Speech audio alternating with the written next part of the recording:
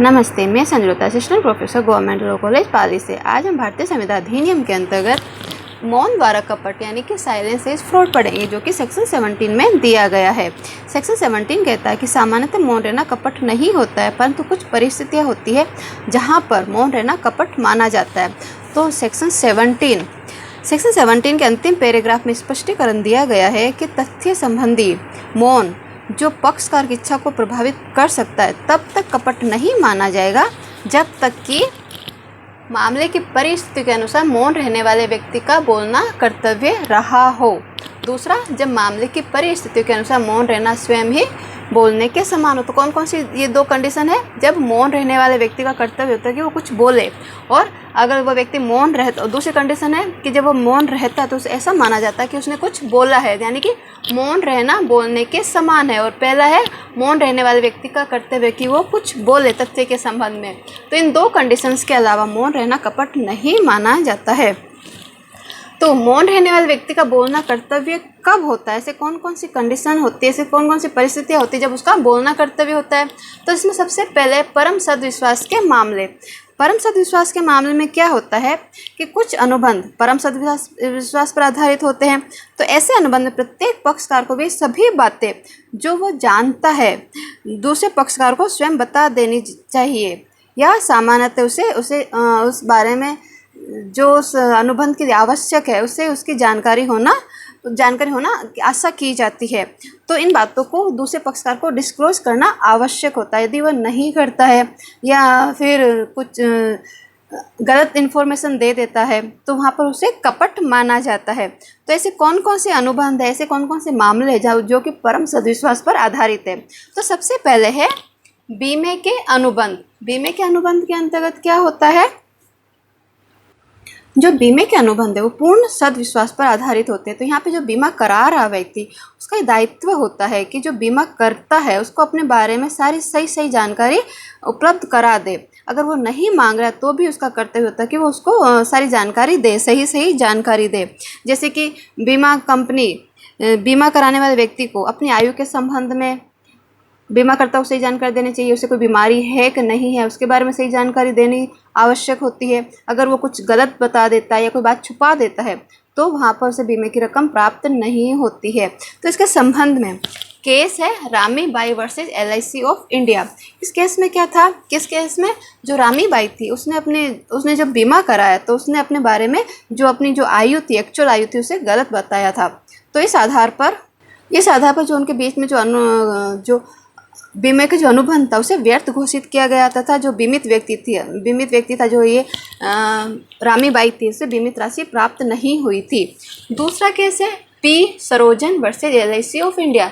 इस केस में क्या था कि एक व्यक्ति है, उसे अपने हार्ट की डिजीज़ हो रही है, परंतु उसने हार्ट की डिजीज़ के बारे में बीमाकर्ता को कुछ भी नहीं बताया और उसने उस तथ्य को छुपा दिया। तो इसके आधार पर जो अनुबंध हुआ था उसे व्यर्थ घोषित किया गया। तो जो बीमे के अनुबंध है वो किस प्रकार के अनुबंध है? परम सद्विश्वास के मामले हैं जिनमें एक पक्षकार को दूसरे पक्षकार को अपने बारे में पूरी जानकारी, सही जानकारी डिस्क्लोज करनी आवश्यक होती है। अगर वो नहीं करता है तो जो अनुबंध है वो व्यर्थ घोषित करवाया जा सकता है।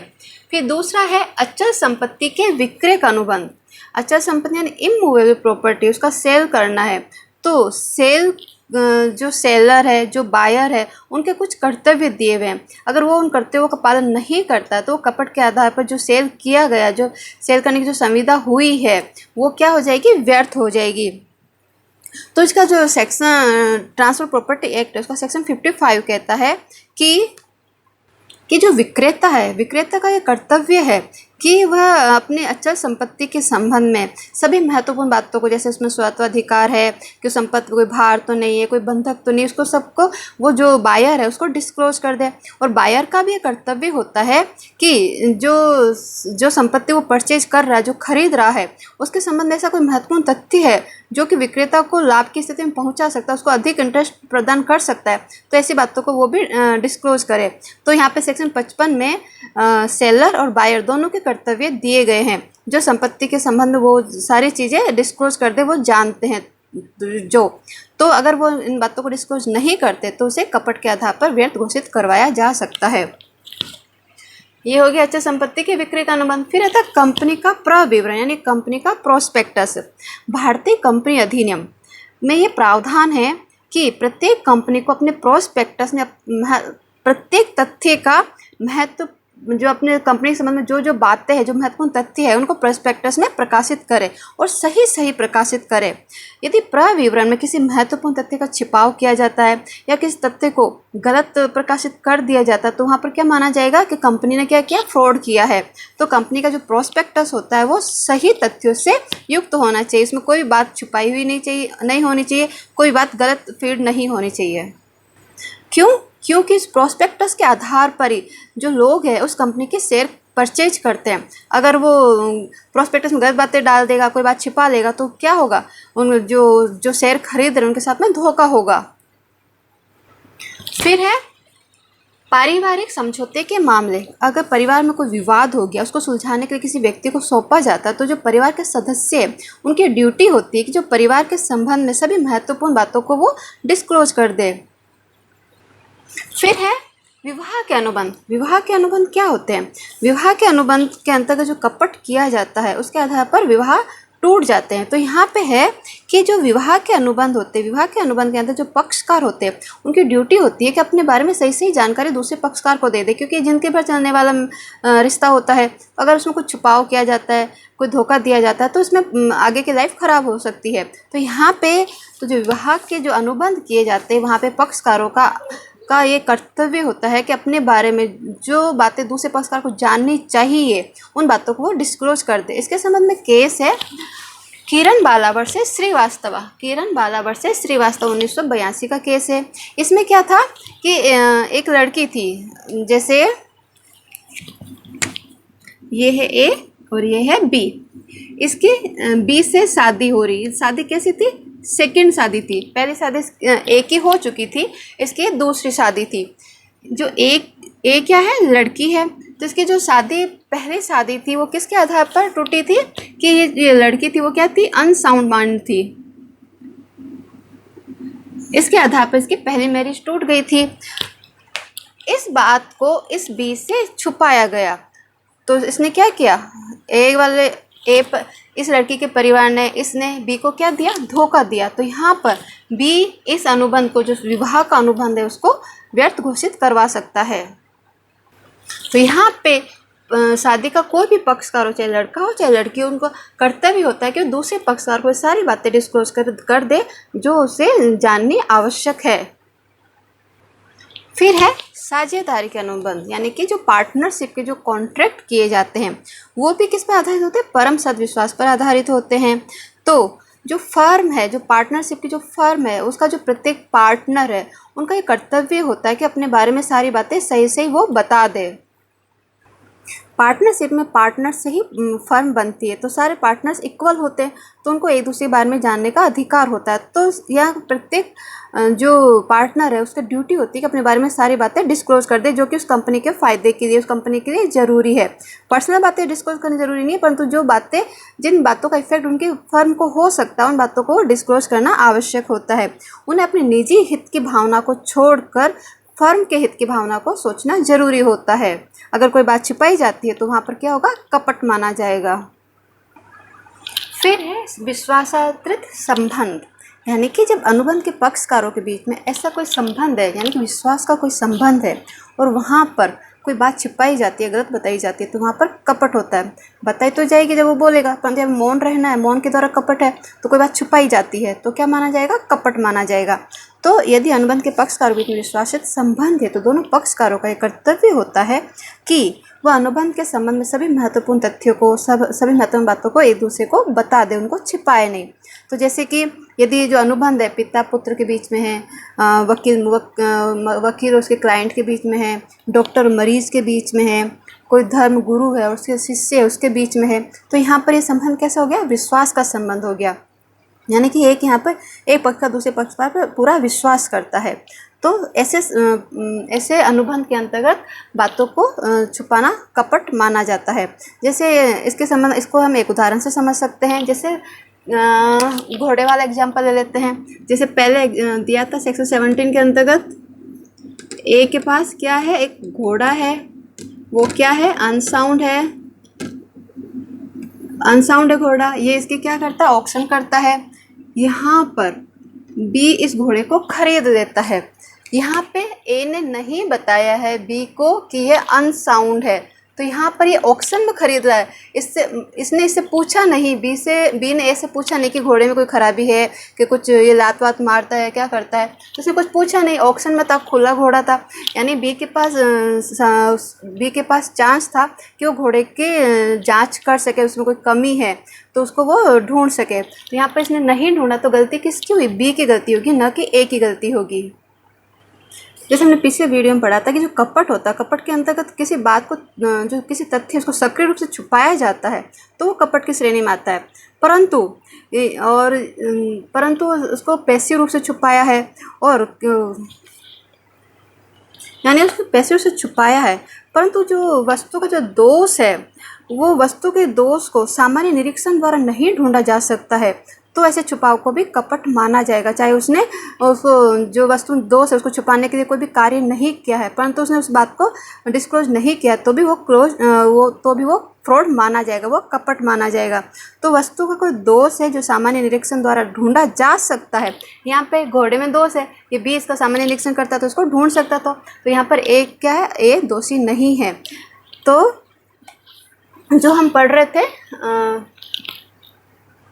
विश्वासित संबंध में, तो यहाँ पे तो ए दोषी नहीं है, परंतु यहाँ पे ए फादर है, बी उसकी डॉटर है या फिर सन है, और ए अपना घोड़ा बी को क्या करता है, बेचता है। तो यानी कि इनके बीच में कैसा संबंध हुआ, विश्वास का संबंध हो गया कि बी को पूरा विश्वास था कि उसके जो पापा है उसके साथ में फ्रॉड नहीं करेंगे, या फिर ये डॉक्टर है, ये मरीज है, या फिर ये वकील है और ये उसका क्लाइंट है। तो यहाँ पे ऐसी स्थिति में अगर ये नहीं बताता, इसने नहीं पूछा, तो भी ए की क्या ड्यूटी होती है, वो उस बात को उजागर कर दे, उस बात को डिस्क्लोज करे। अगर नहीं करता तो वो फ्रॉड की कैटेगरी में आता। तो यहाँ पर मौन द्वारा कपट माना जाता है विश्वासित संबंध के अंतर्गत।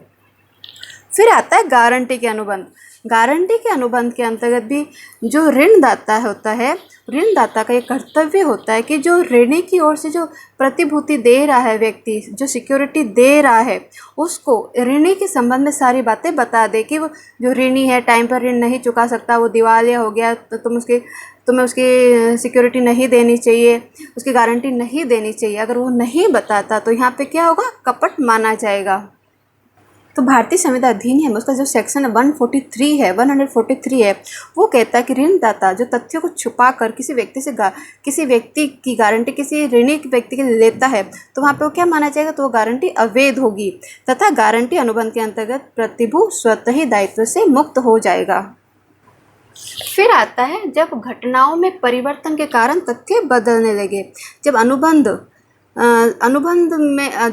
किया गया तो उस समय कंडीशन अलग थी, अनुबंध करने की जब बात की गई थी तो कंडीशन अलग थी, परंतु जब अनुबंध को कार्य रूप में परिवर्तित किया गया तो कंडीशन में परिवर्तन हो गया। तो यहाँ पे जो पक्षकार है, वहाँ पक्षकार दायित्व होता है कि वो जो परिवर्तन हुआ जिसका इफेक्ट उस कॉन्ट्रैक्ट पर हो सकता है, उन बातों को वो डिस्क्लोज करे। जैसे कि ए एंड बी, ए का बगीचा है, ए का एक बगीचा है, वहाँ पर 100 पेड़ है आम के, 100 पेड़ थे, आम के पेड़ थे।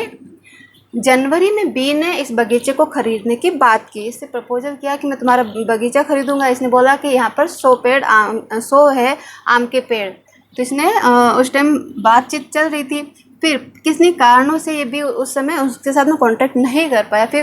फिर इसने मई या जून में या फिर थोड़े टाइम बाद में जब इस कॉन्ट्रैक्ट को पूरा करना चाहा, कॉन्ट्रैक्ट उसने पूरा कर दिया, परंतु जब कॉन्ट्रैक्ट पूरा हो गया तो इसको पता चला कि यहाँ पे जो 100 पेड़ थे आम के, अब केवल 10 ही रह गए हैं या केवल 20 ही रह गए हैं।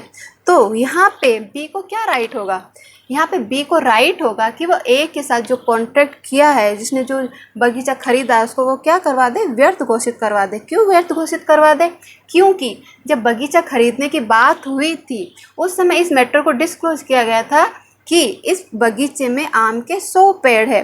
तो जिस मैटर को पहले डिस्क्लोज किया गया था, बाद में उस मैटर में परिवर्तन, उस तथ्य के संबंध में कोई परिवर्तन हो जाता है, तो जो पक्षकार इस बात को जानता है, इस परिवर्तन के बारे में जानता है, उसका एक कर्तव्य होता है कि उस दूसरे पक्षकार को उसके बारे में जानकारी दे। तो यहाँ पे जब घटनाओं में परिवर्तन के कारण तथ्य बदलने लगते हैं, तो जो पक्षकार इन बदलने वाली परिस्थिति की जानकारी रखता है, तो उसका ये कर्तव्य होता है कि वह अन्य पक्षकार को इसके बारे में जानकारी दे। नहीं देता है तो यहाँ पे कपट माना जाता है। ऐसे अगर ये उस टाइम अगर 100 पेड़ आम के पेड़ की बात नहीं होती, इसने पहले डिस्क्लोज नहीं किया होता, इसको पता नहीं होता, और कई महीनों बाद में इन दोनों बीच कॉन्ट्रैक्ट हुआ है और आम के पेड़ कम हो जाते हैं, तो यानी कि अगर ये पहले ही नहीं बताता, इसको बाद में बताने की ज़रूरत नहीं होती, यानी ये पहले छुपा सकता था, और छुपाने के आधार पर इसके कॉन्ट्रैक्ट पर कोई इफेक्ट नहीं हो रहा था, तो यहाँ पर जब कॉन्ट्रैक्ट हुआ तो बताने की ज़रूरत नहीं थी। परंतु जो बात पहले डिस्क्लोज की जा चुकी है, तो उसमें अगर कोई परिवर्तन हुआ तो उसको बाद में भी डिस्क्लोज करना आवश्यक होता है। फिर है प्रथाएं। प्रथाएं के अंतर्गत यदि अनुबंध के संबंध में कुछ तथ्यों को प्रकट करना, वहाँ की प्रथा जहाँ पर अनुबंध किया जा रहा है वहाँ की प्रथा के अनुसार यह आवश्यक माना जाता है कि जो महत्वपूर्ण तथ्य उनको डिस्क्लोज करे। तो पक्षकार को करते होता है कि वे प्रथा के अनुसार सभी बातों को क्या करें, प्रकट कर दे, उनको डिस्क्लोज करे। इसके संबंध में एक उदाहरण है कि एक व्यक्ति ने पिमेंटो नाम का एक समुद्री पौधा खरीदा जो पानी से खराब हो गया था। तो पिमेंटो के इस तरह खराब होने की स्थिति, मतलब जो पिमेंटो का पौधा जो खराब हो गया है खरीदने के बाद में, उस स्थिति में विक्रेता द्वारा क्रेता को इसके कारणों की जानकारी देना वहाँ की प्रथा के अनुसार जरूरी था। यानी कि पिमेंटो का पौधा था, उसे जो खरीदा क्यों खराब हुआ है, उसके कारणों की जानकारी देना क्रेता को जरूरी था। विक्रेता ने ऐसा नहीं किया तो न्यायालय ने विक्रेता को धोखा देने के लिए दोषी ठहराया तथा अनुबंध को मौन द्वारा कपट के आधार पर व्यर्थ घोषित किया। अगर वो पहले बता देता कि इन कारणों से पौधा सूख सकता है, खराब हो सकता है, तो वो उस पौधे का उसके अनुसार ध्यान रखता। तो यहाँ पे जहाँ पे प्रथा होती है, तो प्रथा के अनुसार यदि तथ्य को प्रकट करना जरूरी है तो वहाँ पे उसको प्रकट करना आवश्यक होता, नहीं किया जाता है तो वहाँ पे कपट माना जाता है। फिर ये तो हो गया कब कब उसका बोलना आवश्यक होता है मौन रहने वाले व्यक्ति का। फिर आता है जब मौन रहना स्वयं ही बोलने के समान हो, यानी कि वो मौन रह रहा है फिर भी माना जाएगा कि उसने बोला है, तो यहाँ पे क्या होगा, कपट होता है। इसके संबंध में एक उदाहरण दे सकते हैं, जैसे कि बंता को कहता है कि यदि आप इसके विपरीत कुछ न कहेंगे तो मैं समझूंगा कि गाय स्वस्थ है। यदि बाद में ज्ञात होता है कि जो गाय है वो अस्वस्थ थी, तो अंता को मौन द्वारा कपट का दोषी माना जाएगा तथा बंता को अनुबंध को व्यर्थ समझने का अधिकार प्राप्त हो जाएगा। तो ये हो गया मौन रहना बोलने के बराबर है, यानी उसने कुछ नहीं बोला तो ऐसा माना जाएगा कि उसने बोला। उससे राय मांगी कि स्वस्थ है कि नहीं है, वो कुछ नहीं बोला। वो अगर उसमें कहा जाता है तुम नहीं बोलोगे तो मानूंगा कि स्वस्थ है, तो वहाँ पे क्या है, वो मौन द्वारा क्या है, उसका मौन रहना ही बोलने के समान है। अब है ये तो हमने पढ़ लिया मौन द्वारा कपट का हम पहले पढ़ चुके हैं सेक्शन 17 पूरा डिटेल में, और यहाँ पे अपन ने पढ़ लिया मौन द्वारा कपट। अब है कि जब किसी अनुबंध में कपट के द्वारा जो अनुबंध कपट के द्वारा किया गया है, तो ऐसे कपट का अनुबंध पर क्या प्रभाव पड़ेगा। तो इसके संबंध में सबसे पहला है व्यर्थनीय अनुबंध, यानी कि जो अनुबंध कपट के आधार पर किए जाते हैं वो एक जो पीड़ित पक्षकार है उसकी इच्छा पर व्यर्थनीय होते हैं। वो चाहे तो कपट को जो अनुबंध है उसको पूरा करवा सकता है, और चाहे तो न्यायालय में जाकर उस अनुबंध को व्यर्थ घोषित करवा सकता है। फिर है अनुबंध के निष्पादन के लिए दबाव डालना। कपट के आधार पर हुए अनुबंध को पूरा करने के लिए पीड़ित पक्षकार दूसरे पक्षकार पर दबाव भी डाल सकता है। यहाँ पे तो व्यर्थ घोषित करवा सकता है, और यह अगर वो चाहता है कि इसका पालन होना चाहिए तो उसका पालन भी वो करवा सकता है। उसके बाद में उसको प्रत्यय स्थापना का अधिकार होता है। प्रत्यय स्थापना का अधिकार हम पहले ही पढ़ा था कि जो अनुबंध के अंतर जो पक्षकारों ने आपस में लिया है, कुछ दिया है, उनको वापस दूसरे पक्षकार को लौटा देना, यानी कि प्रारंभ ऐसी स्थिति में आ जाना कि उनके बीच में कुछ भी लिया दिया नहीं, मतलब उनके बीच में कोई कॉन्ट्रैक्ट ही नहीं हुआ है, तो प्रारंभिक स्थिति को प्राप्त करना प्रत्यय स्थापना का अधिकार होता है। तो यहाँ पर भी जो कपट है उसके अंतर्गत पक्षकारों को प्रत्यय स्थापना का अधिकार होता है। फिर है क्षतिपूर्ति। यदि किसी पक्षकार के साथ कपट किया गया है तो वह कपटपूर्ण अनुबंध से हुई हानि की पूर्ति की मांग कर सकता तथा आवश्यकता पड़ने पर कानून द्वारा बाध्य करके भी क्षतिपूर्ति करवा सकता है।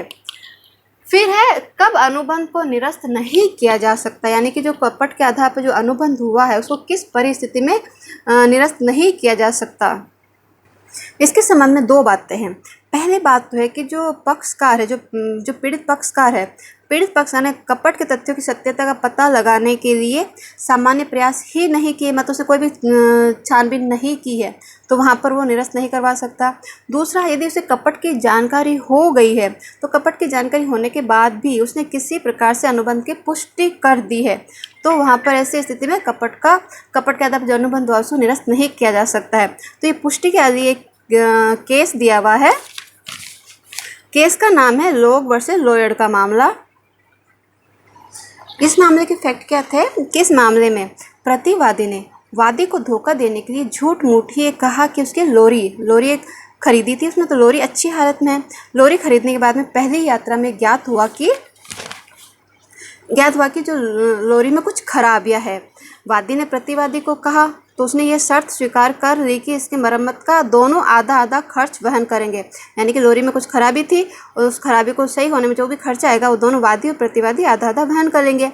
इसके बाद दूसरी यात्रा के समय लोरी पूर्णतः ही खराब हो गई, तो वादी ने न्यायालय में वाद प्रस्तुत किया। न्यायालय ने निर्णय दिया कि अनुबंध का कुछ शर्तों के आधार पर पुष्टिकरण किया जा चुका है, यानी कि अगर वो जब लोरी पहली कंडीशन में खराब हुई थी उसके आधार पर केस करता तो वो व्यर्थ घोषित करवा सकता था, परंतु उसने क्या किया कि जो खर्चा आएगा वो आधा आधा वो वहन कर लेंगे। तो यहाँ पे उसने क्या कर दी, उसने उसकी पुष्टि कर दी थी।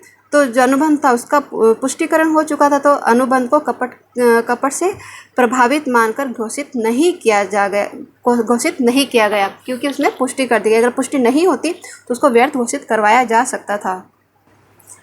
तो ये तो हो गई कि जब उसका पुष्टिकरण कर दिया जाता है तो उसको अनुबंध को वो व्यर्थ घोषित या फिर उसको निरस्त नहीं करवा सकता। इसके अलावा पक्षकारों को उनकी पूर्व स्थिति में पहुंचाना संभव नहीं रहा। उन दोनों की स्थिति ऐसी होगी कि उनको पहले वाली स्थिति में नहीं लौटाया जा सकता, या फिर जो अनुबंध के जो पक्षकार है उसके द्वारा संपत्ति का किसी तृतीय व्यक्ति को हस्तांतरण कर दिया गया है, और जो तृतीय व्यक्ति है उसने कुछ प्रतिफल देकर उस व्यक्ति को संपत्ति को प्राप्त किया है। तो यहाँ पर भी जो कपट के आधार पर जो अनुबंध हुआ था उसको निरस्त नहीं करवाया जा सकता है। इसके संबंध में केस है Phillips versus Brooks. Famous case है, कई बार पूछा जाता है। इस केस में क्या था कि ए एक व्यक्ति है, इसने वादी यानी कि दुकानदार से धोखा देकर कोई अंगूठी प्राप्त की। ए ने दुकानदार वादी से धोखा देकर कोई अंगूठी प्राप्त की, फिर उस अंगूठी को प्रतिवादी के पास में क्या रख दिया, गिरवी रख दिया। इस प्रतिवादी को नहीं पता था कि जो अंगूठी है वो धोखे से प्राप्त की गई है। उसने सदविश्वास रखते हुए ए से अंगूठी गिरवी रखी। तो न्यायालय ने यहाँ पे निर्णय दिया कि वादी जो कि दुकानदार है प्रतिवादी से अंगूठी प्राप्त नहीं कर सकता है। क्यों नहीं कर सकता? क्योंकि प्रतिवादी ने सदविश्वास के साथ में वह अंगूठी प्राप्त की थी। तो ये भी है कि जब संपत्ति का किसी तृतीय पक्षकार को हस्तांतर कर दिया जाता है और तृतीय पक्षकार ने प्रतिफल के बदले सदविश्वास से उस संपत्ति को प्राप्त किया है, तो भी कपट के आधार पर जो अनुबंध हुआ है उसे निरस्त घोषित नहीं किया जा सकता है। और फिर है जो अनुबंध को निरस्त करवाना, उसके लिए कोई युक्ति उचित समय है, उचित समय बीत गया है, या फिर जो सहमति है वो कपट के द्वारा प्राप्त ही नहीं की गई है, तो भी ऐसी कंडीशन में भी जो कपट के द्वारा अनुबंध हुआ है उसे निरस्त नहीं करवाया जा सकता। अब इसके संबंध में जैसे सहमति कपट द्वारा प्राप्त नहीं की गई, इसका अपन ने सेक्शन 70 में जब पढ़ा था उसमें भी दिया गया उदाहरण समझाया था कि ए के पास एक घोड़ा है जो कि क्या है, अस्वस्थ है। वो जानवर के डॉक्टर के पास में जाता है, इस घोड़े का स्वस्थ होने का प्रमाण पत्र लाता है और उसे अपने अस्तबल के बाहर टांग देता है। यहाँ पर बी इसका जो फिट वाला जो सर्टिफिकेट है उसको देखे बिना इस ए से घोड़ा खरीद लेता है, तो यहाँ पर ए दोषी नहीं होगा कपट के लिए। परंतु अगर इसने इसको पढ़ा है, इस प्रमाण पत्र को देख के इस घोड़े को खरीदा है, तो ए कपट के लिए दोषी होगा, क्योंकि यहाँ पे तो इसकी जानकारी बी को थी नहीं ना, तो यहाँ पर ये दोषी नहीं होगा। यानी कि जो सहमति कपट के द्वारा प्राप्त नहीं होती है तो वहाँ पर भी अनुबंध को निरस्त नहीं किया जा सकता है। अभी कपट के संबंध में एक महत्वपूर्ण केस है श्री कृष्ण वर्सेस कुरुक्षेत्र विश्वविद्यालय। ये सक्रिय छुपाव के संबंध में सेक्शन 17 में दिया गया। सक्रिय छुपाव के संबंध में सक्रिय छुपावपन जैसे पहले ही पढ़ा था, यदि वस्तु के किसी दोष को सामान्य निरीक्षण द्वारा नहीं ढूंढा जा सकता है तो ऐसे छुपाव को भी कपट माना जाएगा, चाहे वो सक्रिय द्वारा छुपाया गया हो चाहे निष्क्रिय द्वारा छुपाया गया हो। इसमें अगर यदि जो कपट से पीड़ित पक्षकार है उसके पास ऐसे साधन उपलब्ध है जिनसे कि सामान्य प्रयास द्वारा ही छिपाए गए तथ्यों की जानकारी उसे हो सकती है, तो ऐसा जो पीड़ित पक्षकार है कपट के आधार पर अपने दायित्व से बच नहीं सकता है। तो इसके संबंध में श्री कृष्ण वर्सेस कुरुक्षेत्र विश्वविद्यालय का केस, इस केस में क्या था कि इस मामले के अनुसार जो श्री कृष्ण ने विश्वविद्यालय का परीक्षा प्रार्थना पत्र भरा जिसमें अनुपस्थिति संबंधी तथ्यों का उल्लेख नहीं किया गया, जबकि श्री कृष्ण जानता था कि उपस्थिति कम है। इस केस में न्यायाधीश फजल अली थे। उन्होंने कहा कि यहाँ पे जो विश्वविद्यालय के साथ में कोई भी कपट नहीं हुआ है। क्यों नहीं हुआ? क्योंकि विश्वविद्यालय सामान्य सतर्कता और प्रयासों के द्वारा छिपाए गए तथ्यों की सत्यता की जांच कर सकता था। उनके पास में जो अटेंडेंस रजिस्टर होते उसके आधार पर जांच कर सकता था। उसने अगर फॉर्म में अटेंडेंस नहीं भरी है तो वो आराम से अपने रजिस्टर में देख के उसकी छानबीन कर सकता था, परंतु यहाँ पर नहीं किया विश्वविद्यालय। तो यहाँ पर जो विश्वविद्यालय है अपने दायित्वों से मुक्त नहीं हो सकता है। तो हमने पढ़ा कि मौन द्वारा कपट क्या होता है, किन किन परिस्थितियों में मौन रहना भी कपट माना जाता है। तो ये सेक्शन 17 से संबंधित था। Thank you.